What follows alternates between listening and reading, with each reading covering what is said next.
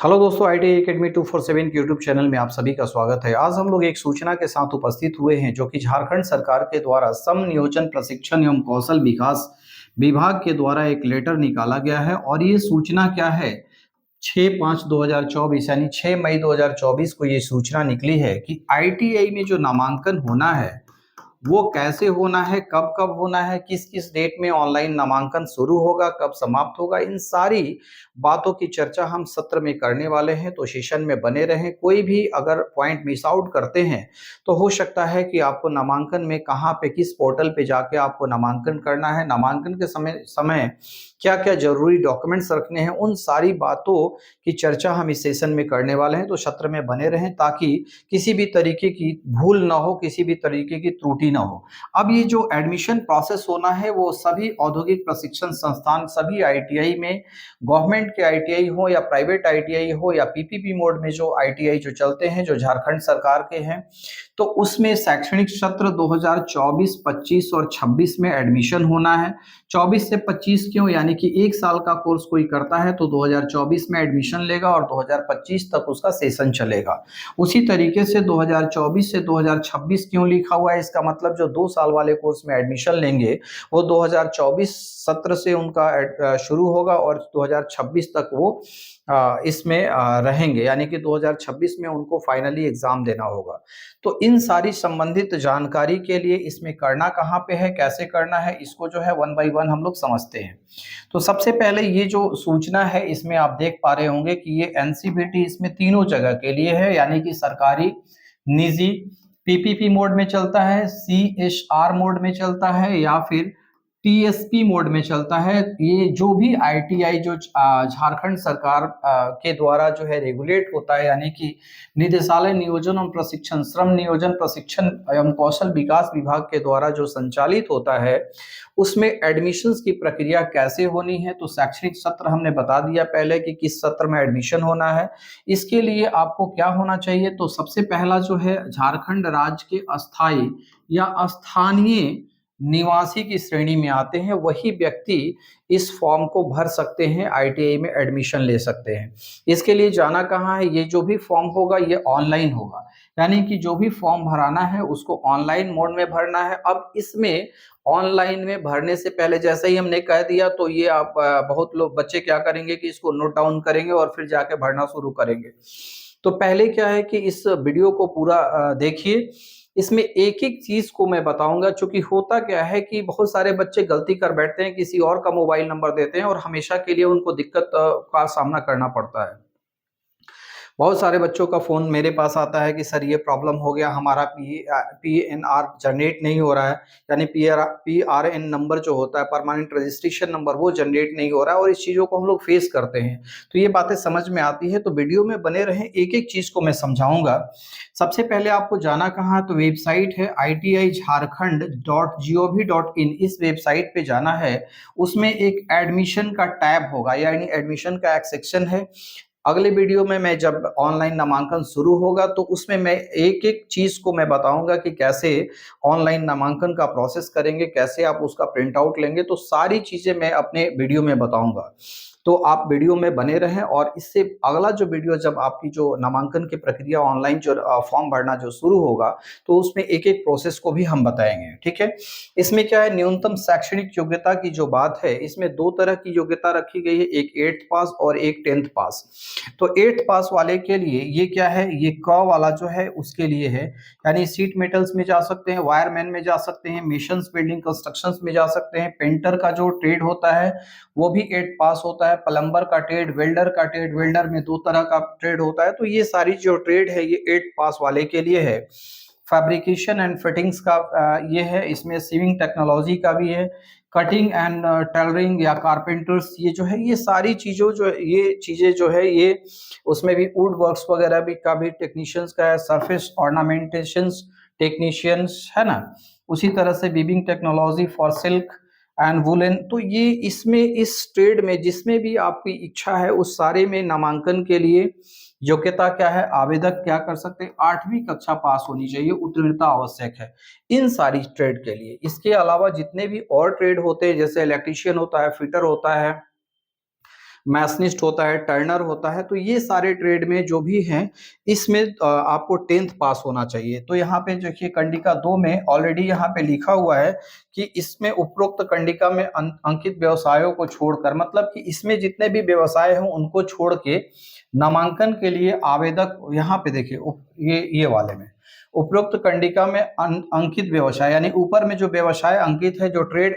जो दिया गया है, उसको छोड़कर शेष अन्य सभी व्यवसायों में नामांकन के लिए आवेदक को 10th कक्षा में उत्तीर्णता आवश्यक है। यानी कि अगर आप इलेक्ट्रीशियन में लेना चाहते हैं, फिटर में लेना चाहते हैं, फिर इसके बाद मैकेनिक डीजल में लेना चाहते हैं, और या फिर आपके पास टर्नर ट्रेड लेना चाहते हैं, या फिर मैशनिस्ट ट्रेड लेना चाहते हैं, तो इन सारे ट्रेड्स के लिए आपको 10वीं कक्षा उत्तीर्ण होना आवश्यक है। अब ये तिथियां क्या क्या है, कौन कौन सा डेट्स हैं, ये भी जरा समझ लें। तो ऑनलाइन रजिस्ट्रेशन जो शुरू होना है वो कब से होना है, इसकी प्रारंभिक तिथि जो है 15/5/2024 से शुरू होगा। यानी जब 15 मई से जो है ऑनलाइन नामांकन के लिए जो है फॉर्म भर सकते हैं आप, है ना। तो जैसे ही ऑनलाइन के लिए फॉर्म शुरू हो जाएगा, हम अपने इस चैनल के ऊपर वो ऑनलाइन का सारा प्रोसेस भी मैं इसको समझा दूंगा। तो आप बिल्कुल वीडियो में बने रहें और चैनल को सब्सक्राइब भी कर लें, ताकि जो है नोटिफिकेशन में आपको ये चीज़ जो है जब भी शुरू हो तो आप इस सारी चीज़ों को समझ पाएँ और 1 बाय 1 समझ पाएँ, कहीं पे भी कोई दिक्कत नहीं होगी आपको, यानी कि फॉर्म भरने के लिए। चूँकि होता क्या है कि बहुत सारे बच्चे जो है कैफ़े में जाते हैं और कैफ़े वाले कुछ गलती कर देते हैं, जिसकी वजह से उनका जो है नामांकन में किसी और का नंबर डालते हैं जो कि आधार से अटैच नहीं होता। इन सारी चीज़ों का भी हम लोग बात करेंगे, तो सेशन में बने रहें, क्योंकि ये सत्र जो है काफ़ी इम्पोर्टेंट होने वाला है। एक-एक चीज़ हम लोग देखेंगे। इसमें दूसरा चीज़ क्या है, यहाँ पे ऑनलाइन रजिस्ट्रेशन तथा आवेदन पत्र भरने की अंतिम तिथि जो है 9/6/2024, यानी कि 9 जून 2024 को है, अपराह्न 5 बजे तक, यानी 5 बजे तक का समय दिया हुआ है। तो इतना वेट ना करें, आपको फॉर्म भरना है तो पहले ही भर लें। इसके बाद जो है प्रोविजनल जो मेरिट लिस्ट आएगा, मेघा सूची का मतलब क्या है, और ये औपबंधिक का मतलब होता है प्रोविजनल, यानी कि मेघा सूची जो आएगा, चूंकि उसके बाद करेक्शन वगैरह का भी ऑप्शन रहता है, इसीलिए औपबंधिक प्रोविजनल बोला जाता है। 10वीं और 8वीं दोनों की कक्षाओं के लिए जो इसका प्रकाशन होगा, यानी पब्लिकेशन कब होगा, 12/6 को ये जो है लिस्ट निकल जाएगी आपकी, कि आपका मेरिट लिस्ट में आ रहे हैं अथवा नहीं आ रहे हैं, ठीक है ना। तो ये सारी चीजें होगी। इसके बाद जैसे ही आपका ये लिस्ट निकलेगा, आपको कोई भी त्रुटि अगर होता है तो उसकी सुधार करने के लिए एक अवधि दिया गया है। जैसे कि प्राप्तांक में कोई गलती किया, प्रतिशत में, या कोटि भरने में, या जनरल है, या कौन से कैटेगरी से आते हैं, तो उसमें अगर कोई आपने गलती किया है तो 13/6 से लेकर 15/6 के बीच में वो गलती आप सुधार कर सकते हैं, ठीक है। और उसके बाद प्रोविजनल के बाद अंतिम मेगा सूची, यानी फाइनल मेरिट लिस्ट जो आएगा, वो गलती सुधारने के बाद जो मेरिट लिस्ट आएगा, आपने कोई गलती किया है, आपको समझ में आया कि हमने यहाँ गलती कर दिया है, तो उसमें जो है गलती सुधारने का ये टाइम दिया हुआ। उसके बाद फाइनली जब मेरिट लिस्ट आ जाएगा, फाइनल मेरिट लिस्ट, तब आप कोई भी उसमें गलती सुधार नहीं कर सकते। यानी 20/6/2024 को ये फाइनल मेरिट लिस्ट आ जाएगा कि आपका नामांकन के लिए जो है आपका मेरिट क्या बन रहा है, ठीक है। अब ये मेरिट लिस्ट आने के बाद भी आपको कुछ काम करने होंगे, उसके बारे में भी हम लोग बात करेंगे। और ये देखिए काफी इंपॉर्टेंट चीज है कि जब तक आप एडमिशन करवा रहे हैं, है ना, ये एक चीज बताया गया है कि औद्योगिक प्रशिक्षण संस्थान में नामांकन लेने वाला अभ्यर्थियों का वैध मोबाइल नंबर, यानी कि जो मोबाइल नंबर होना चाहिए वो आपका होना चाहिए, ईमेल आईडी एक होना चाहिए, है ना, एवं आधार नंबर आवश्यक है। ये इतना जो है काफी मैंडेटरी है। और जब तक से आप पास नहीं कर जाते हैं, एनटीसी सर्टिफिकेट, एनटीसी उत्तीर्णता प्रमाण पत्र, जब आप एग्जाम दे देते हैं तो आपको एनटीसी सर्टिफिकेट पास होने के बाद, पास होने के लिए एक एनटीसी सर्टिफिकेट मिलता है। तो इस सर्टिफिकेट तक ये सारी चीजों में परिवर्तन नहीं कर सकते हैं, यानी कि जो मोबाइल नंबर आपने दिया है उसको आप चेंज नहीं कर पाएंगे, ईमेल आईडी नहीं आपने जो दिया है उसको चेंज नहीं कर पाएंगे, आधार नंबर जो दिया है उसको आप चेंज नहीं कर पाएंगे। तो इन सारी चीजों का बिल्कुल ध्यान रखें।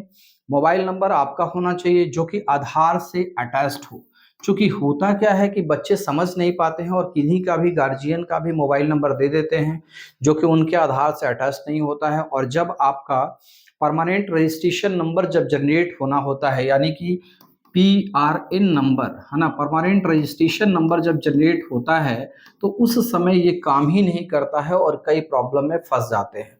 तो सबसे इस बात का ध्यान रखेंगे कि अपना जो मोबाइल नंबर है वो आपके आधार से लिंक होना चाहिए, वही मोबाइल नंबर को दें और अपने मोबाइल नंबर को दें, ताकि जब आपका आपका लिंक आए उस पे तो आप अपना जो ट्रेनी वेरिफिकेशन है उस वेरिफिकेशन प्रोसेस को कर पाएँ, और वही होना चाहिए जो कि आधार से लिंक हो। दूसरा है ईमेल आईडी भी आपका होना चाहिए, चूँकि ईमेल आईडी और मोबाइल नंबर के ऊपर ही लिंक आता है। जब आप रजिस्टर्ड हो जाते हैं, रजिस्ट्रेशन के लिए जब आपको ट्रेनी वेरिफिकेशन करना पड़ता है, तो वहाँ ये सारी चीज़ें आपको करनी पड़ती है। तो इस बात का बिल्कुल ध्यान रखेंगे। मैं बार-बार इस चीज़ पे यहाँ पे ये कर रहा हूँ कि अपना नंबर दीजिए, वैध मोबाइल नंबर जो भी है वो दीजिए, और वो नंबर जो है आधार से आपका अटैच्ड होना चाहिए, वही नंबर आपको देना चाहिए, ताकि किसी भी तरीके का प्रॉब्लम भविष्य में ना हो जब तक कि आप आईटीआई कर रहे हैं। ठीक है?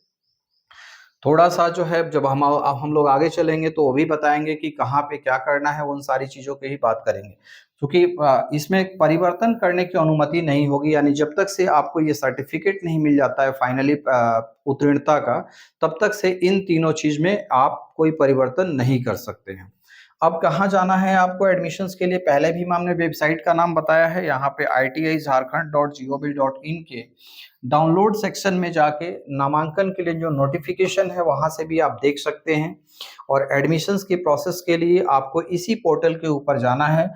वहाँ पे एक एडमिशन टैब है, वहाँ पे जाके जो है आप एडमिशन का प्रोसेस करेंगे, जो कि 15 तारीख से 15 मई से शुरू होने वाला है। ठीक है? इसके अलावा जो है कैसे आप चॉइस का फिलिंग करेंगे, ये नेक्स्ट वीडियो में हम लोग बिल्कुल अगले वीडियो में मैं इसको बताऊंगा कि कब से चॉइस फिलिंग होना है, कब से जो है उसका लेटर आ जाएगा कि हमारा कहाँ पे एडमिशन हो रहा है। तो इन सारी चीज़ों के लिए हम लोग नेक्स्ट वीडियो में बात करेंगे। Okay, thank you very much.